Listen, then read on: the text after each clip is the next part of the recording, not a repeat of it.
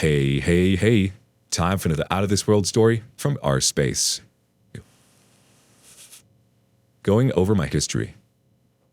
I've been posting here for a while, so I thought I'd just add what happened to me so that there's some context to what I wrote. Bear with me, it's been a while since I lived it, and I've chugged a bunch of caffeine because my 2-year-old was up all night with a pretty wicked cold. First ex was a compulsive liar who, after we had been together approximately 2 years, posted wedding photos of her and a dude she met after me. That one was fun. Oddly enough, that one didn't hurt. Left me with no lingering anything other than a sense of humor because, come on. The one that hurts was my ex after her. We met online, got on real well, and I moved 1,500 miles from home to be with her. My stuff was fresh off the truck when I was with her on her bed, and we were spooning while watching TV. She was texting, and I looked at it. She was texting the affair partner. He couldn't wait to introduce her to his parents, and she couldn't wait for it either. Strange thing to do and say when I'm right there, but okay. When I went to leave to go back to my apartment, I told her what I saw. She blew up, yelling, shouting, all this nonsense about how dare I do such a thing, blah, blah, blah. I go home, don't sleep, go to her parents' house first thing in the morning, where we talk. She's still being a complete and utter piece of trash, so her dad takes her to another room for a few minutes.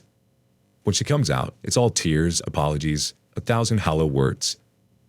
She swore to me that she cut him off. She wouldn't see him, all this nonsense. The fun bit? They were classmates in a nursing program, so they spent all day together. I couldn't verify what they were and weren't doing. Note, this is why you'll see so many posts about them learning to be better at hiding it. She did. She hid it well. A little while after it, she told me that at school he tried to kiss her and that she rebuffed his advances. Okay, you were supposed to not be near him. Whatever. Then the anger from her started to get really wild. Another classmate from school wanted to fight her. Turns out the affair partner and this classmate got it on and was jealous of my ex. And she was furious that I wasn't doing anything about it. This is the first I was hearing about it. I have no idea who this lady is, and her school was about an hour away from where we lived. It got worse and worse and worse. Also, she got really scared about getting pregnant. Carried a bunch of pregnancy tests further, sat me down a lot to tell me she might be pregnant. She had me drop her off at Planned Parenthood once for a checkup that took a few hours since she had no insurance and apparently they're good for that. Can't verify that was on the up and up, but I remember getting angry because I've never waited that long for a doctor's appointment. Another fun bit was that she got placed at the retirement home a little drive from us, so she, obviously, had to stay at her brother's house once a week. Don't think she was doing that. Her brother lived one city over from the affair partner. Gonna add, the affair partner looks eerily like me. He looks the way I'd look if I had never started lifting. That's a fun thing to think about. That she clearly has a type and still managed to affair down. Then November hit. She asked me to go on a drive and she told me she was thinking of dropping out of school. The one she met the affair partner at. I don't know with 100% certainty what the case was, but I do believe that he gave her an ultimatum between us and that's why she left. Fine by me, I thought. I didn't know that she was obviously still seeing him. She was going to return to the school I was attending. We'd see each other more often. Cool beans. Then time moves on, and I honestly can't really remember anything suspicious going on. However, if you've made it this far, you've seen clearly I'm too trusting. She again dropped out of school, this time to work. Maybe something happened. Her behavior throughout this whole period got markedly worse. She was drinking often. Maybe guilt from the affair. Maybe she started a new one. I have absolutely no idea. We finally moved back to my hometown. I'm pretty confident that she reaches out to her affair partner again this time. Oh, I just remembered that she flew back to her hometown for a few days at this point to visit her sister for her birthday. Oh my god, the Lovio, you stupid son of a gun. Okay, so now something makes a little more sense. Her behavior leading up to the trip and afterwards derails. Lots of hostilities, lots of screaming, telling me that she's faking in bed and or thinking of other guys. And after years of this, I'm beat down. I had zero self-esteem. She drained me of my life, my soul, my everything. She tells me she's going back. Stupid me decides to join her. And then it gets worse. She gets a job working with her brother at a company just outside of town. I'm very confident that she's meeting the affair partner or someone else at this time. For me, the tipping point was that she wasn't answering her phone one night, coming home several hours after her shift at work because allegedly the custodial staff didn't show up.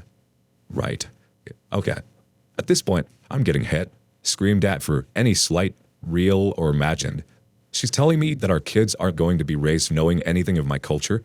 That is an immigrant. Trying to make me sleep on the sofa. Dead bedroom for about 6 months at this point. Finding mysterious stains in my car. And then she pulls this? This is when it really clicks that I don't need to be treated like this.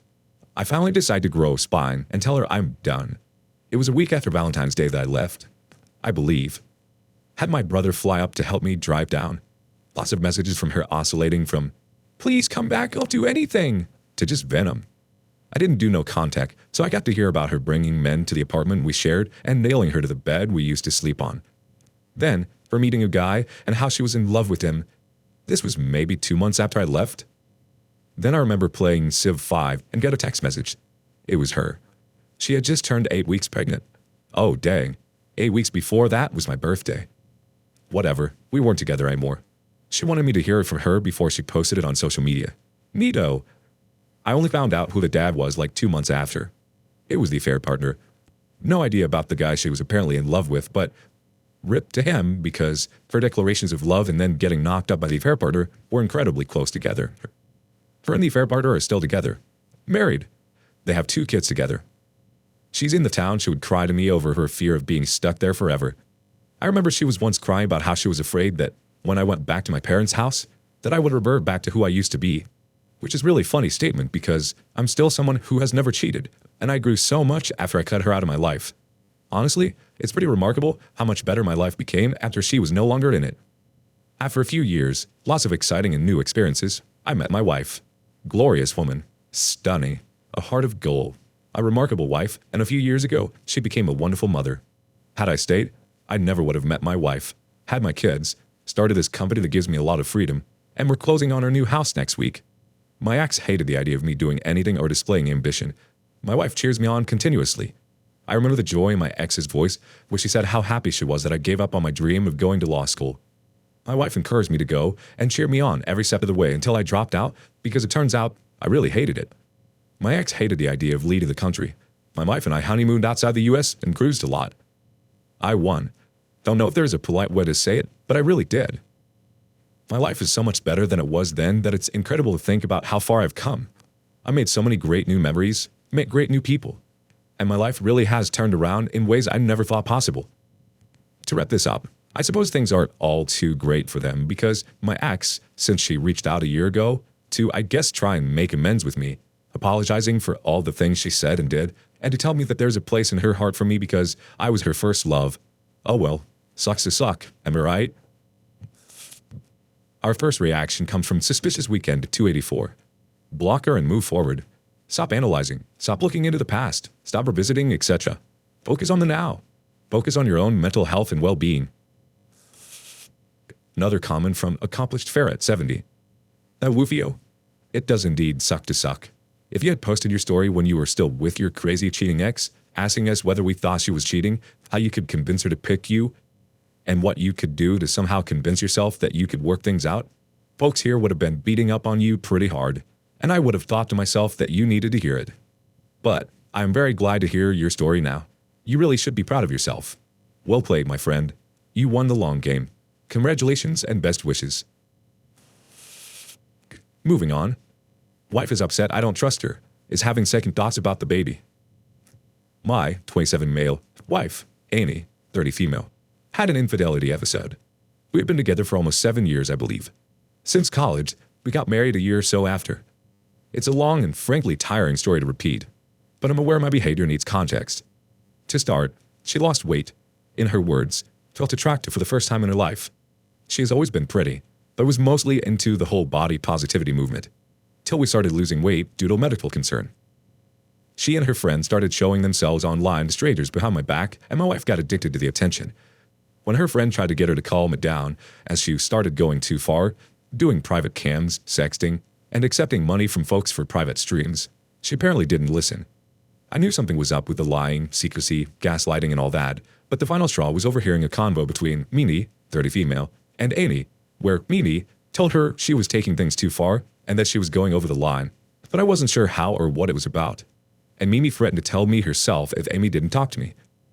I never thought at the time, but looking back, someone else would have considered this a sign that Amy was cheating on me with Mimi. I mean, they kind of were. But given her sexual history with Mimi, that was neither a question or an alarm. I confronted Mimi while Amy was at work, telling her she and Amy can come get her stuff, and Mimi spilled the beans and told me the fight was because Mimi, who was an OF, warned Amy not to talk to people privately, do private cams, or any of that. And she found Amy doing that behind her back, and a particular fan was getting very insistent and offered Amy a huge chunk of money to do more. He had sent the money. Amy told Mimi that she had no intention of cheating, though she basically already was, and that she would just keep the guy's money, something like $5,000, as it was sent to her PayPal as a gift, and she never agreed to it. But she had been camming for the guy and sexting with him. To wrap up the recap, I was furious, confronted my wife, heard her side of the story, because we are definitely not hurting for money by even the most liberal stretch of the imagination. Found out from her that it had nothing to do with the sexual gratification or wanting to duck other guys, which she claimed she didn't, or me or my performance as a lover or a partner. She had got addicted to the attention, to gratification, the fact that these people desired her enough to pay to see it, and all that. I took my leave of the house for about 4 months, left the state. Everyone went to therapy. We ended up deciding to reconcile, and it was a long process to get back to anything close to me not being randomly feeling betrayed, angry, and disgusted. I will go on record saying Mimi and Amy's sister, Sissy, are both thin and attractive, but in my opinion, neither are as attractive as my wife, at least not to me. My wife is very pretty, just was a bigger girl. Since I've always encouraged her, shared my love for her, and never disparaged her weight, I was blindsided by her body issues, as she was always aggressively pro-big girls before this. And frankly, as a sexual being, I prefer my ladies to have some meat on their bones. My wife checked all my buttons, so I wasn't sure at first where all this self-loathing was coming from. Spent a lot of time angry and blaming myself before finding out the truth. She hid it from me because she didn't want to be one of those depressing fat girls, and thought apparently if she didn't say anything, I would just keeping on, and not move on to anyone better.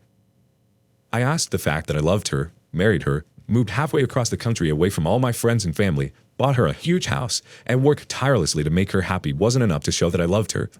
She told me that loving her and being attracted to her are two different things.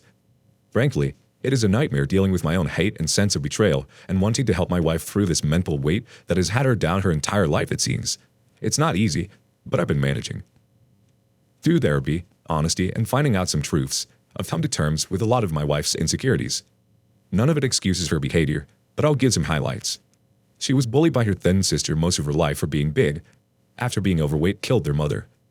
I didn't know her stepmother was not their real mother till now. She had always been sore that I had liked her sister before we got together, and thought I settled for her, and thought that all my support, love, and encouragement was just what I had to do because I was stuck with the consolation prize. There are some more, but basically, she spent the entire relationship feeling like a charity case or something. But that out of the way, current situation. Amy is pregnant. Before you asked, yes, got a paternity test as soon as it was viable. Things have been going well between us after a really rough time. Intimacy was hard for me. Even returning to my home took me time. Sleeping in the same room was a no-go for almost a year, but I feel like we've turned a corner. I'm not as certain that I'm an idiot waiting for my wife to betray me again. The problem was that things were going well and Amy's worked hard and is doing all the right things, and has for quite some time. Now she's pregnant and emotional and seemed to be very happy, though fussy about a lot of stuff. Randomly, she sat down while I was working and apologized again. She's been apologizing for a while like this, so I didn't think anything of it. She starts crying and says she almost ruined us, and that she wants to be a good mom and a better wife. She laments her actions and talks to me some more about her fears coming up. The fact that the videos she put online could come back to bite her at any time and may make her life miserable at any moment. She talks about how stupid she was and how sorry she was, and how she's so happy that she was given another chance. How she knows she doesn't deserve it, for me, but that she is happy that I found it in my heart to not abandon her. I hugged her, and all was good. For about a few seconds.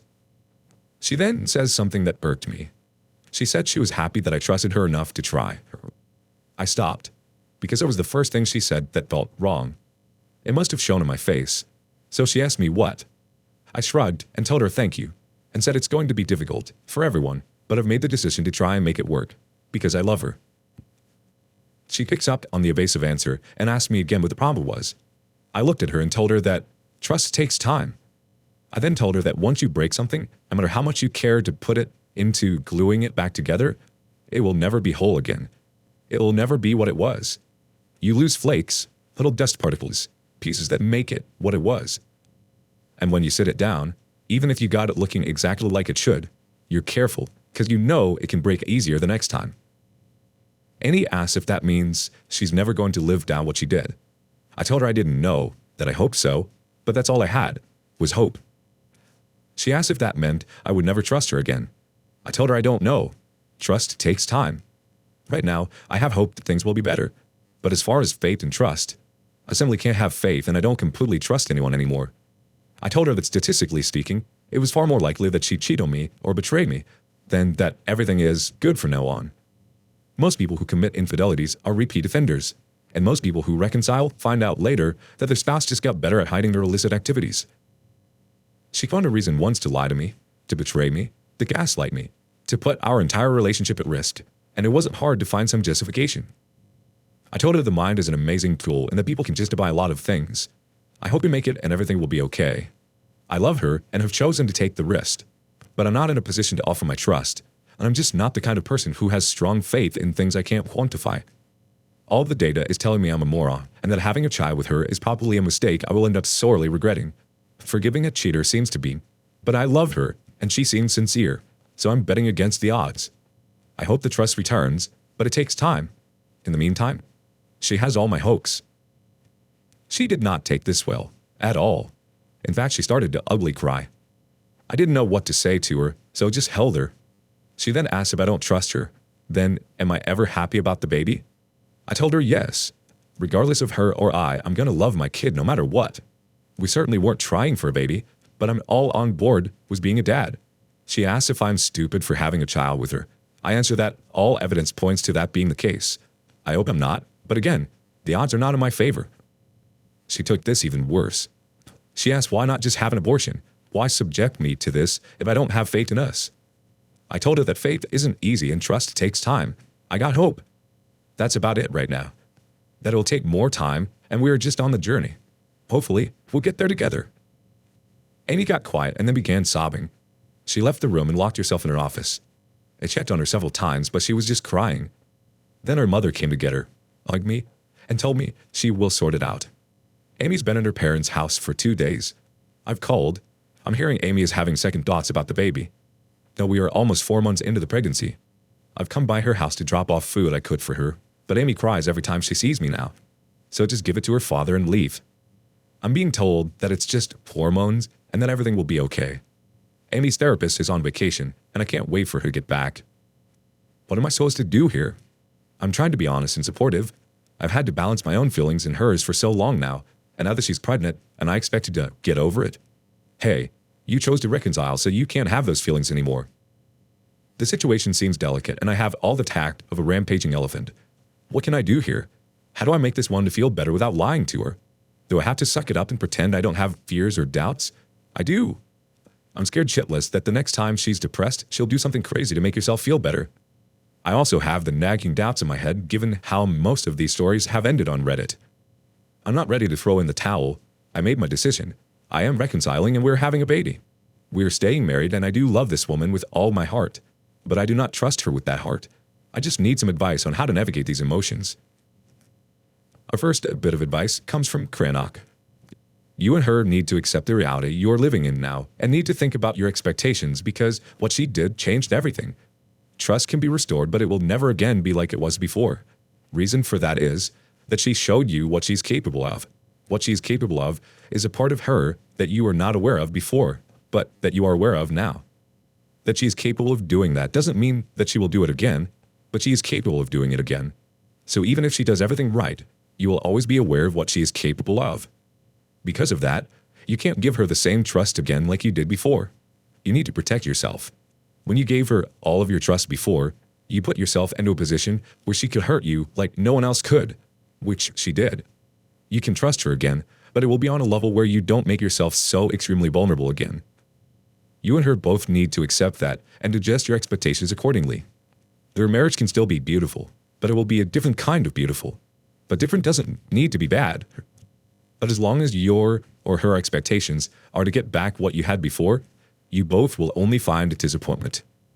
You learn what she's capable of and need to take that into consideration. Talk about your expectations. Find out if they can be realistically achieved and if you both can find happiness in them. If the answer is no, then find out if you can adjust your expectations. I wish you all the best on your way forward. The OP replies, "You always have the most measured and unbiased opinions, man. Thank you." Most people answer these questions from a place of hurt, expectation, or outrage. It's not helpful. It never is. I've made the decision to reconcile, and so far, I haven't regretted it. But everyone acts like every bump of the road is a sign the damn sky is falling. It's starting to get a little nerve-wracking. Like, I want to hold on to my anger and my outrage, but it's hard in the face of folks who want her to be representative of their past trauma or their situation. She is not. People are people, and they are all different. Will this work? Who the F knows?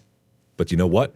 You get the same dang odds of it working out with a relationship without an infidelity issue as one with one. But the only difference now is I'm aware of that, and that awareness causes friction. I'm A, not going to let my wife off the hook for what she did do. B, I'm not going to drive myself in a tizzy about what she could have done. And C, I'm not going to pretend like the bad washes away the good and vice versa. We're not at a blank slate, but we are like at the beginning of a new thing. The old thing is dead and gone, and I'm working on this new thing. My peace of mind, as someone else stated, will never be the same. And not just because of her. She's a huge thing. But you've been following me. You know for a fact Amy isn't the most of my trust issues, and I'm more about people in general. People I loved and trusted, protected and defended. My childhood abuser hid his actions. My design team did some betraying things. I'm running into more racists in my industry than I ever thought. My trust for anyone is freaking low. She's part of that, but not the whole. And I know walking away from her right now would be me trying to fix a general issue by doing whatever small thing I can do right now. Like hitting some kid at school because you can't fight your parents who mistreat you. Yeah, the kid may have hit you first, or may have made fun of you, or deserve some kind of retribution. But to take all that out on them would be unwise and unfair. I wish I was the type of person to make a rash decision, but I doubt I'd be happy right now or have peace of mind if I did. Bun Association 8963 says, "Nailed it." The OP responds, "I don't think this is the case, but I'm hoping it isn't. She's been pretty good about admitting her faults and mistakes in all this. My issue is, despite doing everything right, I still don't fully trust her, nor do I think I ever will again.